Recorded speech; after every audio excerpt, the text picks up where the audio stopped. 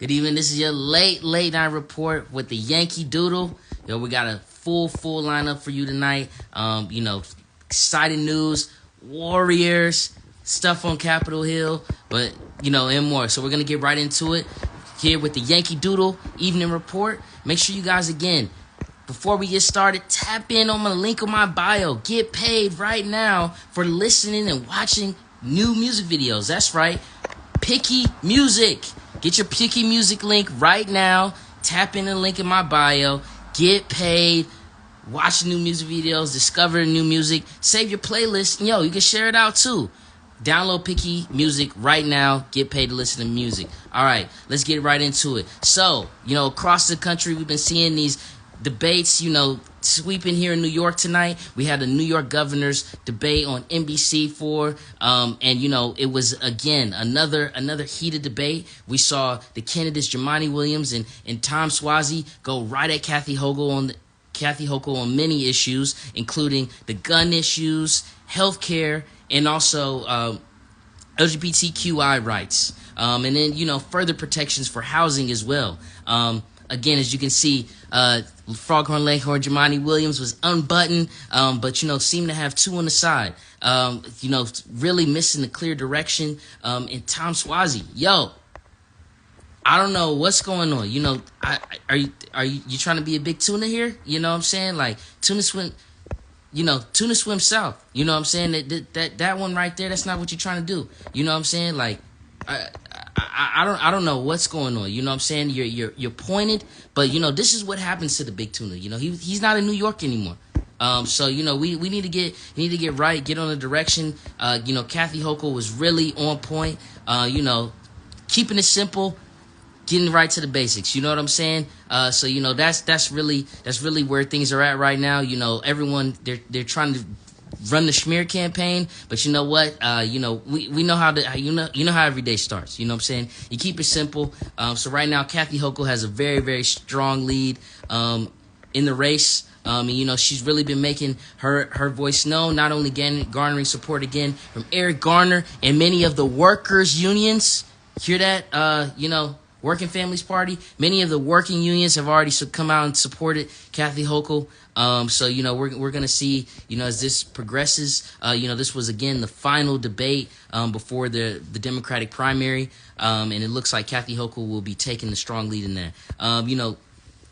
Following up now, Wall Street is screaming right now that we're going to be entering a recession. Wells Fargo has put out a report saying there may be a recession in 2023, mid-2023. There's major concerns not over the spending, but inflation, the inflation hike. The Fed has even raised interest rates, to some of the highest they ever been. So Joe Biden is, after in an interview with the Associated Press today, came out and said, frankly, he doesn't know why Americans are losing confidence in him. He doesn't understand where, this lack of faith and this fear and what it's based in. He, in his assessment, currently his approval rating amongst other Democrats is only 33%. 33%, some of the lowest, we've seen from a president in their first term, especially one that has been on Capitol Hill. His whole complaint is that it's not his fault. None of these things are his fault. He says, if you look at the United States compared to other nations across the world, we're doing great. We're in a position to be leading the world, heading into the turn of the middle of this century and turning into the next one. So he's making adjustments. He's not concerned about re-election campaigns or anything like that, in the midst of, some of the lowest approval ratings we've seen, because it just seems that Joe doesn't get it. It's not about it not being your fault. You're the one that put the sanctions on Russia.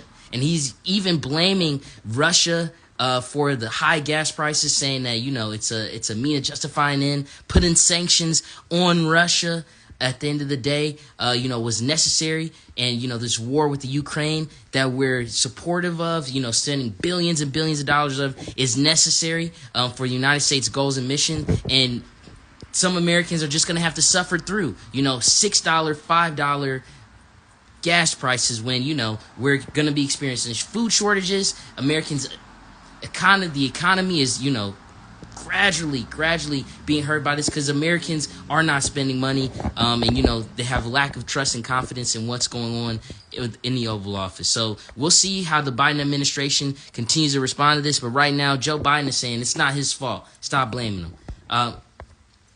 Further, on Capitol Hill, the bipartisan gun bill that was receiving praise last week is now at a halt.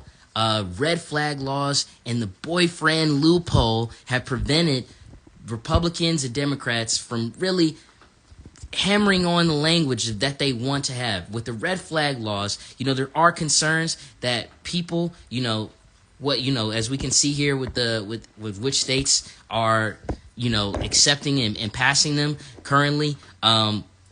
There's major concerns over, exactly who should be able to have a gun and, what some of these restrictions are. And then with the boyfriend loophole, they want to make sure that, previous abusers, not only domestic abusers, but really they want to get the language right on people not only who have mental health or etc. Being able, even if they are currently gun holders, providing, putting restrictions, maybe taking away people's guns for periods of time until they can show, more aptitude, or, if they've been previously convicted of crimes, removing their ability to own a weapon. So, these are things that we need to watch out for as they develop. Again, this gun legislation is huge, sweeping across the country, as even tonight there was another shooting inside of a church that did kill 2 people and injured 1. So, again, we have Second Amendment rights that allow us to own guns, but even in the New York governor's debate, the issue of whether or not you can walk around with a concealed weapon, the ramifications and the securities that need to be put in place to see, exactly when it's safe for someone to have a gun, and then 2, if their gun rights need to be removed. All these things are going to be debated across the country in the next over the next several months. So, we're going to see how it happens and plays out. Also in the news today, Elon Musk is being sued in New York City for over $258 billion. That's right. Keith Johnson, a New Yorker, has garnered support from not only Warren Buffett but Bill Gates, saying that Elon Musk worked with Tesla and others to boost Dogecoin and then let cryptocurrency fall, knowing that it had no value. So the statements from Bill Gates, Warren Buffett were also included in the lawsuit. So this is going to be a developing story. We don't know how much it's going to really be in the news. This was a story that was reported later tonight. But, this is really something to watch. Again, Elon Musk is apparently competing with Jeff Bezos and, Vladimir Putin, some of these other people to be the richest man in the world. As you saw, he was doing the whole Google takeover. So, things like this, really raise red flags. Tesla isn't even a major profitable business. And, a lot of it is boosted by the stock investment. So this Dogecoin for $258 billion, this $258 billion lawsuit, again, I can't say it again, $258 billion will definitely be a major developing story over the summer, and, as this lawsuit plays out. There's a lot of other things that happen around the world, so everyone, stay aware. Again, Joe Biden did pass an executive order today on lowering shipping costs, providing, some things for the maritime Navy to go in and look at late fees. And then also they're not going to be allowed to say that different items won't be able to be held in stock or, brought here. And then also others are mourning the loss of the British journalist that was investigating fishing, illegal fishing that was going on. And, they believe that his remains have been found. So, there's a lot of things happening around the world. Make sure, you tune in to the Yankee Doodle. I'm going to be giving you more coverage on those. But tonight, the biggest thing, we stayed up late for it. The Golden State Warriors have secured the NBA championship. Yes, the Golden State Warriors defeated the Boston Celtics 103-90 tonight. We saw amazing performances from, not only Steph Curry coming out, had the 40-point game, had a game, where he had to step up. My man was getting boards, little man, showing him what it is, showing that grit and that toughness, but also, just securing his legacy again. not only as one of the greatest shooters, players, point guards of all time, one of the best to ever do it. Surpassing, some of the all-time greats again, breaking records. So, as you can see here below, Steph really did his thing. But my man, the dude that I'm really giving a big shout out to from this whole finals performance right here, Andrew Wiggins. Man, you talk about a difference in the team. A team that's overcome so much, having Klay Thompson battle through injuries, having other young pieces come in, missing James Wiseman. We didn't even talk about that. James Wiseman was hurt most of this season. And that's how good the Warriors are right now. Andrew Wiggins is one of my favorite players. Air Jordan, Maple Jordan up there, man. He was definitely, of this whole finals, not only owning up on defensive assignments, playing up big in big moments, but man, my man's came to ball with the right mindset. You know what I'm saying? So that's what you like to see. He came in, played a major role not only defensively again, but getting points on the inside, getting good rebounds, and then making outside shots when it was needed.